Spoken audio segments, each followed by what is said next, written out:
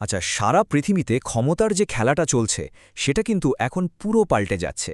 আর এর পেছনে আছে টাকা আর প্রযুক্তির একটা একদম নতুন সমীকরণ। চলুন আজকের এই আলোচনাতে স্লাইডের মাধ্যমে পুরো ব্যাপারটা সহজ করে বোঝা যাক।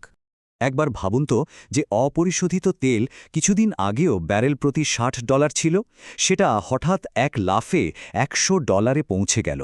এই বৃদ্ধিটা কিন্তু শুধু আন্তর্জাতিক বাজারের একটা সংখ্যা নয়, এর আঁচটা যে সরাসরি আমাদের রান্নাঘর আর গাড়ির ফুয়েল ট্যাঙ্কে এসে লাগছে। কারণটা খুব সোজা।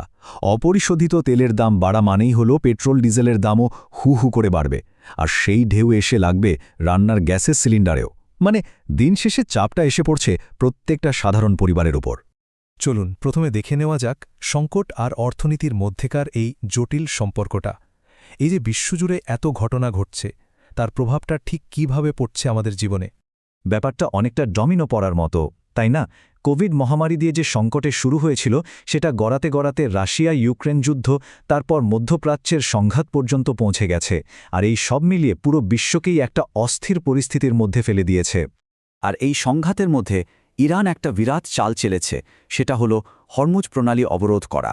কেস চেবো, এটা এমন একটা জলপথ যার উপর বিশ্বের তেলের বাণিজ্য অনেকটাই নির্ভর করে। তাহলে ভারতের জন্য ঝুঁকিটা ঠিক কোথায়?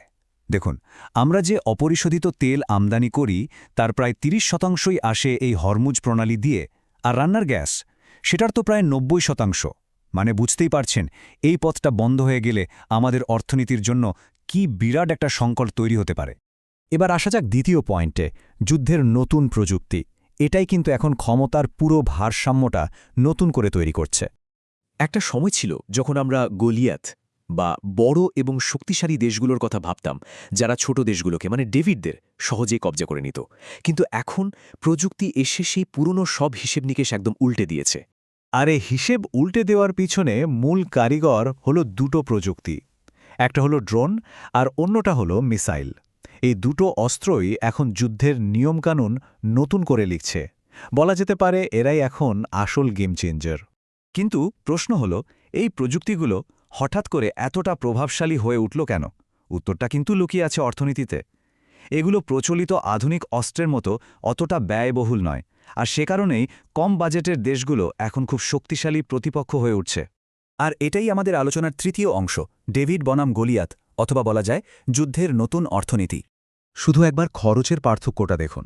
ভাবা যায়, মাত্র $২০,০০০ একটা ড্রোনকে রুখতে খরচ করতে হচ্ছে $৩ মিলিয়ন একটা গোটা প্রতিরক্ষা ব্যবস্থা। এর মানে কি দাঁড়ালো? আক্রমণ করাটা এখন প্রতিরোধ করার চেয়ে বহুগুণে সস্তা হয়ে গেছে। এর সবচেয়ে বড় আর বাস্তব উদাহরণ তো আমাদের চোখের সামনেই আছে, ইউক্রেন। তারা এই কম খরচের ড্রোন আর মিসাইল প্রযুক্তি ব্যবহার করেই রাশিয়ার মতো এক বিশাল সামরিক শক্তির বিরুদ্ধে বছরের পর বছর ধরে টিকে আছে। আচ্ছা, এই যে ক্ষমতার লড়াই, এটা কিন্তু আজকের কোনো নতুন ঘটনা নয়। চলুন একটু ইতিহাসে ফিরে দেখা যাক, তাহলেই বর্তমান পরিস্থিতিটা আরও পরিষ্কার হয়ে যাবে। মহাত্মা গান্ধীর এই কথাটা কিন্তু এখানে একদম সত্যি। সংঘাতের মূল কারণ আসলে সম্পদের অভাব নয়, বরং মানুষের সীমাহীন লোভ। আর এই লোভ থেকেই তো ক্ষমতার লড়াইয়ের জন্ম হয়। ইতিহাস জুড়ে আমরা যদি দেখি, যুদ্ধ প্রযুক্তি কিন্তু কেবলই উন্নত হয়েছে। লোহার অস্ত্র থেকে শুরু করে বারুদ, তারপর যুদ্ধবিমান, পারমাণবিক অস্ত্র, আর আজ আমরা এসে দাঁড়িয়েছি ড্রোন ও মিসাইলের যুগে। প্রত্যেকটা নতুন আবিষ্কারের সাথে সাথে ধ্বংসের ক্ষমতা শুধু বেড়েই চলেছে।